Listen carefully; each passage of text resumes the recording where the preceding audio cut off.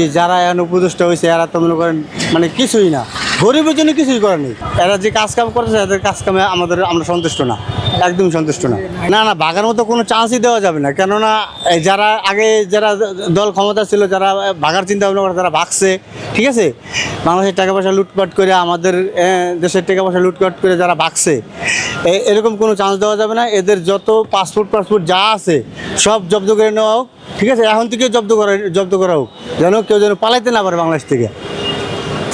বাংলাদেশের নাগরিক, এক একজন নাগরিকের মানে বুঝায় না দিয়া যেন বাংলাদেশ থেকে যেন পলাইতে না পারে। নির্বাচনের আগে জব্দ করা দরকার, যে নির্বাচনের পরে যেটা পলাবে এখানে পলানোর কোনো যেন লাইন না থাকে। উপদেশটা কী নাম, নাহিদ না কী নাম, ওই যে ছেলেটা হ্যাংলা করে আসিফ, ও আপনার পিক আপ চালাইতে গেছে।